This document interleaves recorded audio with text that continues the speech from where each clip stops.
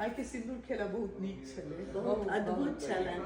लेकिन एक बात रोजी दी कहू, मेरा पहला था लेकिन हम बता अहाँ के पहिल छले, हम देखने छिए हमरो पहिल छै, हम अहूँ के पहिले पहिल। अच्छा। हम नहीं देखने रहिए, फोटो तो खूब देखने छलिए, बट कहियो नहीं भेल छले। पर्सन लाइव तो हम रोजी दीदी से पूछबेन, हम सब सबके मैथिल छिए। दीदी अपने कहियो कि मिथिला में सिंदूर खेला होइ छै कि? हम सब सिंदूर खेला बंगाल में सुनने छिए, एकर सिंदूर खेला की मिथिला से की संबंध छै?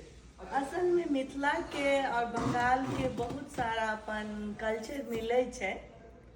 ओकर सबके कॉन्सेप्ट ई छै जे भगवती जा रहल छथिन, जखन वो जा रहल छथिन, अब तऽ नेक्स्टे ईयर एथिन, तऽ हुनका जे छनि हुनका से आशीर्वाद लिया, एक दूसरा के सिंदूर लिया और खुशी बिखेरू, मेन पर्पस इएह छलै।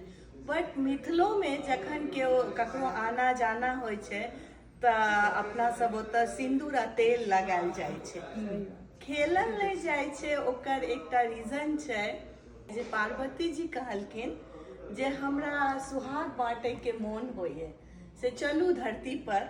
और भोले बाबा जे छथिन अपन असली रूप में धरती पर आबै छथिन, और सब देवता रूप बदल के आबै छथिन। कहलखिन चलू, तऽ अहाँके जे मोन है अहाँ कहू, तऽ कहलखिन चलू सिंदूर बँटनाइ शुरू करै छी। सबके पार्वती जी सिंदूर बँटलखिन, भरि मोन जकरा जते चाही। और ब्राह्मण जाति बेचारा गेल छला भिक्षा मांगे लए, तऽ हुनका विलम्ब भऽ गेलनि आबे में।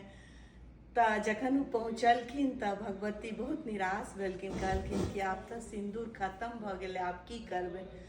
तऽ लोग कहलखिन जे ई तऽ सही बात नहीं छै, ई तऽ सबके सिंदूर मिले के चाही, आब अहाँ हमरा सबके सिंदूर दिया। तऽ कहलखिन ठीक छै, हमरा पास जेतबा सिंदूरे झाड़ि कऽ दै छी, ओकरा अहाँ सब एकटा पात्र में राखब और ओही से अहाँ सिंदूर लगाएब। ई कहानी नहीं पता छै। और जखन जखन अहाँ गौरी पूजा करब या कोनो पूजा करब, तखने अहाँ सिंदूर लगाएब। तऽ लेकिन सिंदूर तऽ लगबै के छै, तैं लोग संभाल के राखे छै, पूरिया गिनती के भऽ जाइ छै। तो पूरिया से पूरिया सिंदूर के नहीं लगा फाड़ि सिंदूरा कऽ ओहि में पात्र में धऽ दै छै, सिंदूरा धऽ दै छै, पात्र जे ओहिमे हमेशा बढ़ैत रहै छै। सिंदूर लगबै के प्रथा तऽ छै, लेकिन खेला खेल नहीं सकै छै, तऽ हम सब जियान नहीं कऽ पाबै छै सिंदूर के, बस इएह अंतर छै। दीदी एतेक सुंदर अहाँ एक्सप्लेन केलो, ज्ञानवर्धक छलै, धन्यवाद।